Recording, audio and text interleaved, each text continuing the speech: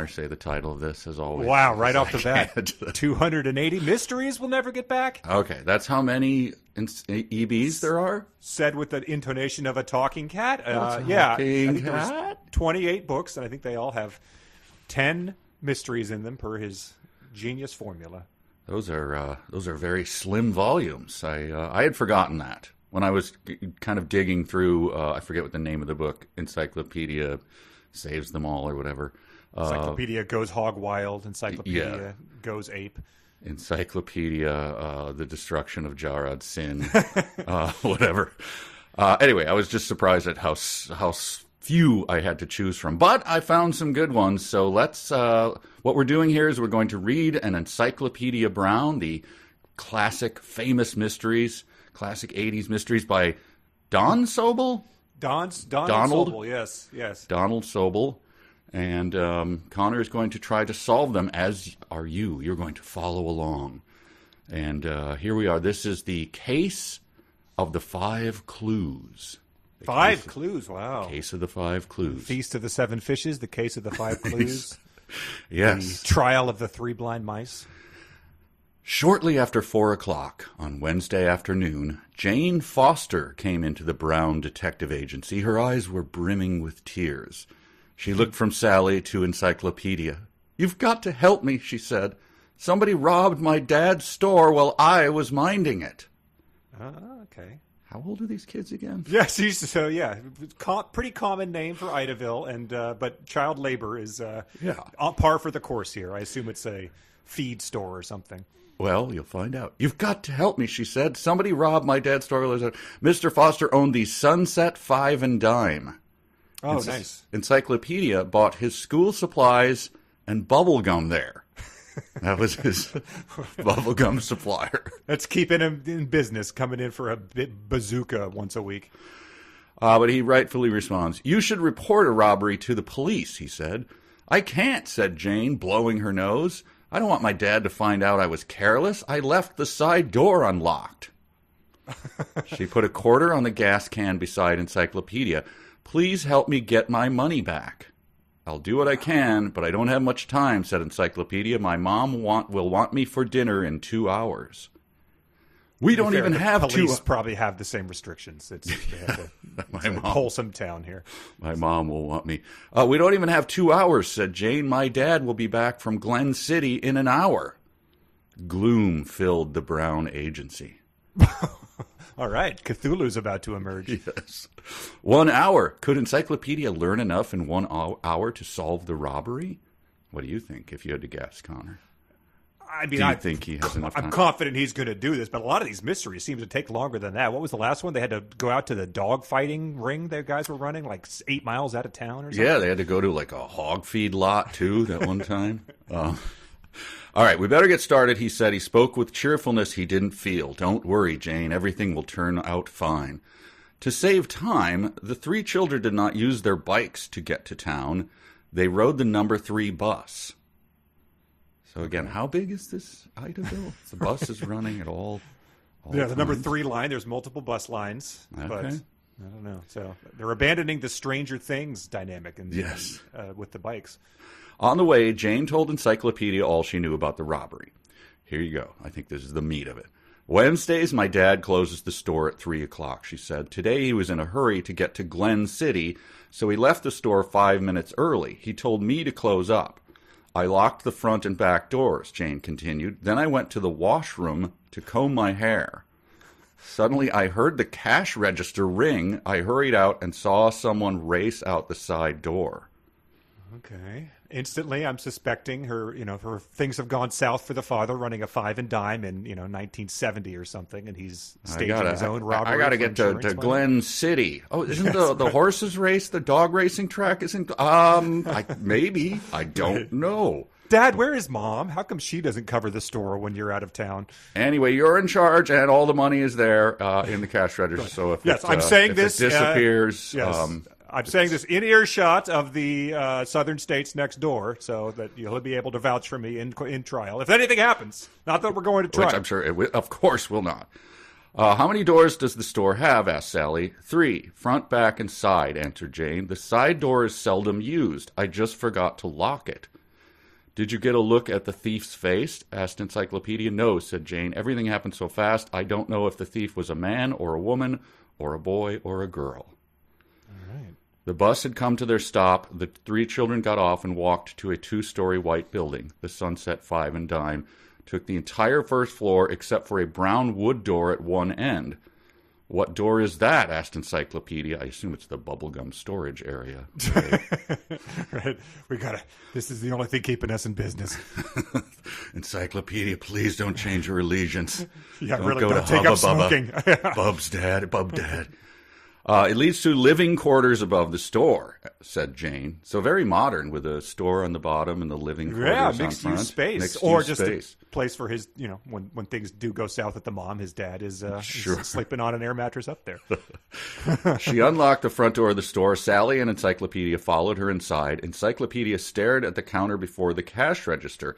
On the counter were a pack of rubber bands, a can of oil, a magnet, a sheet of sandpaper, and a pack of blotters. Okay, all right. I got it. You probably, if you looked around your office, you could come up with all of those things, right? Yeah, they're all within earshot because I make lots of Rube Goldberg machines. Say them again. I can read that again. On the counter were a pack of rubber bands, a can of oil, a magnet, a sheet of sandpaper, and a pack of blotters. Okay, and blotters from someone who was born in 1981 are for pens?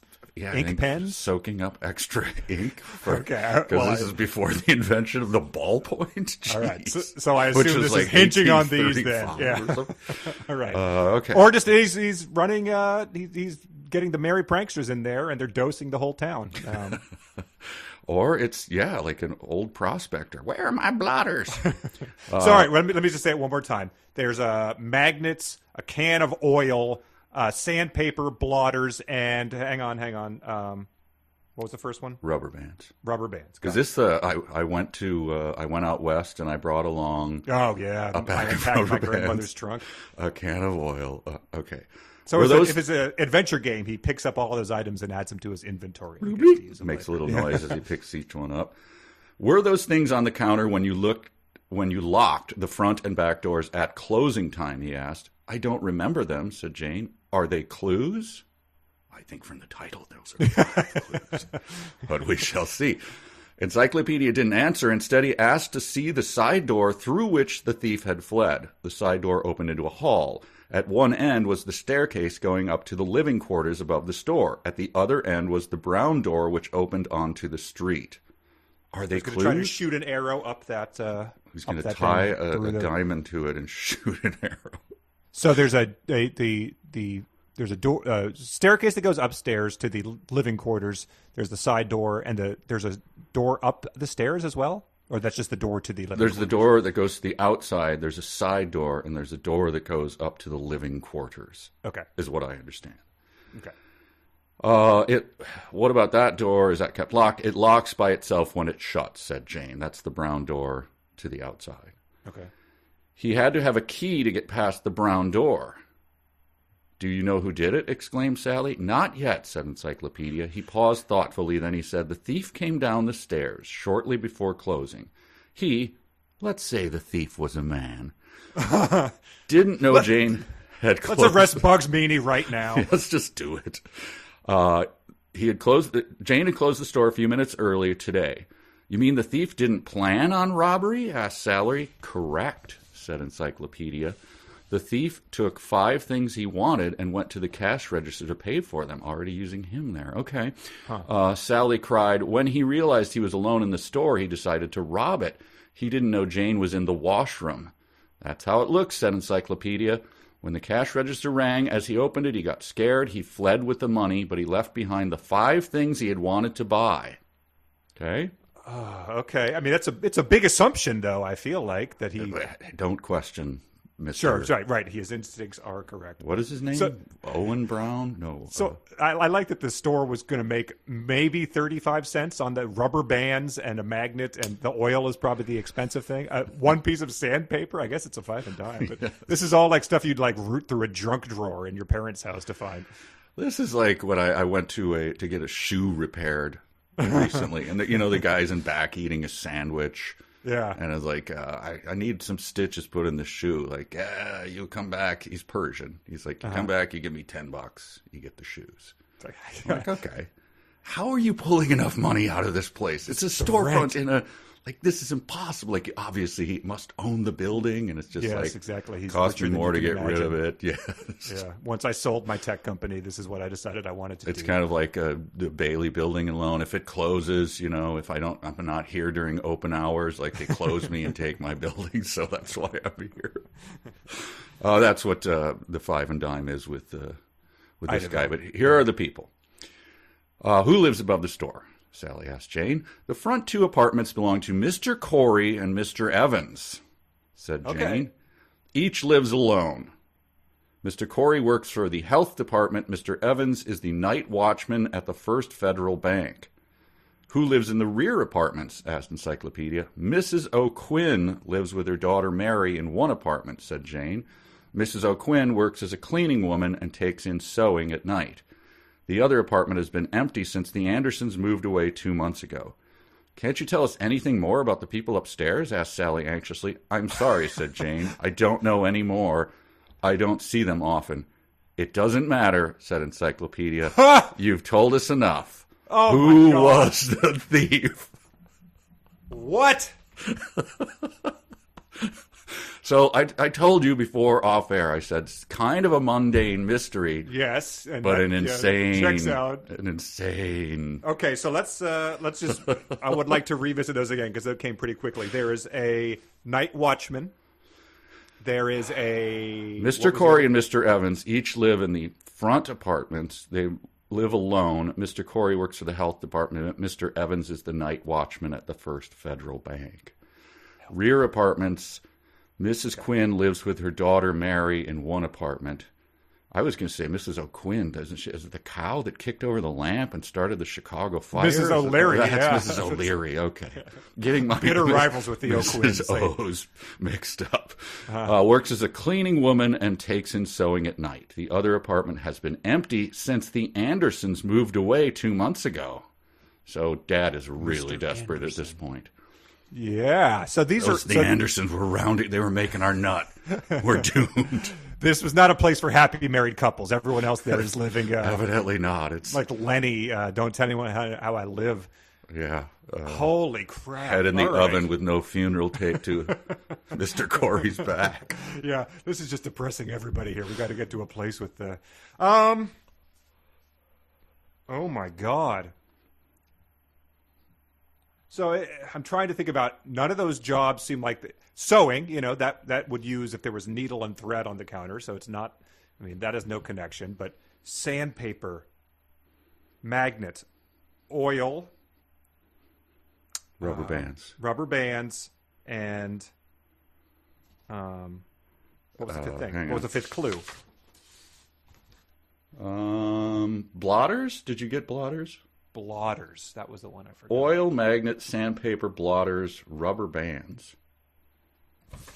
Those are your Man. five Those sound clues. like the things of a lonely bachelor, but I don't even know if I have. I mean, there's 3 people to guess from, 4 people. So, did the night watchman need those things for a heist at the bank he was plotting in his spare time? I mean, if he's already dishonest enough to rob the store, was he going to try to set up a thing with his own little contraption to prop the doors open when the bank closed at the night? I have no idea. Wow. Okay, he's given up. It's fine. It's fine. No, I don't feel think like a this loser. No, this is not. This is when I read it. Trust me, I was just like, "What?" That's why I picked it. Okay. Yeah. So you're a little kid. You read this and you're like, "Oh man!" You're scratching your head. You're rolling around in your beanbag chair, going, "I don't know what this is." Picturing a robber with a mask like the Hamburglar and a bag with money on it that he ran out of there with. Yeah. Encyclopedia saw the strange collection of things on the counter. Pointed to Mrs. O'Quinn. She took in sewing, remember? She used the can of oil to oil her sewing machine. Jesus. She stitched through the blotter several times after each oiling. This removed the danger of getting oil spots on her material. She stitched through the sandpaper a few times to sharpen her needles. Oh, my God. She used the magnet to pick up dropped pins. She kept a rubber band around her spools of thread to keep them from getting tangled. So However, it is honestly, yeah, it is. Zuzu might have been able to solve this one based on what someone else at Bedford Falls was doing, but the real thief was Mrs. O'Quinn's daughter, Mary, 14. Okay. Mary had been sent downstairs to the store. When she got back, she told her mother the store was closed. Mrs. O'Quinn made Mary return the money at once. And they were promptly evicted, no arrests were made. That's wow? That is a new level. That is old timey sewing hacks. I don't think does it sharpen a needle to run it through sandpaper? She stitched through the sandpaper a few times. I thought you had to you'd have to take it and do the action of sharpening it. I didn't know you just ran it through it. It seems like it would dull it. Hitting bits of sand on the end? Who are you to question knowledge this arcane? I'm sorry, my blotter knowledge is also pretty shabby at this point. Wow. I mean... Well, there you go. That's a perfect Encyclopedia Brown puzzle. Impossible to solve to anyone who wasn't part of the Hoover administration. Oh, well, that was beautiful. Well done. Well done! Just to even listen to it. Oh man! So, I don't know what is your record now. No, well, I think I got half credit on the other two, and this is you got one and a half. Zero, an immediate a zero. Full whiff. Okay. Yeah. All right. Well, 5 clues. I get. Were they clues though? I mean, 5. You had 5 whole clues. You couldn't even. Wow. Encyclopedia didn't even need all of them. He knew already. Wow. All right. All right. Thanks, everyone. We'll be back with another Encyclopedia Brown mystery.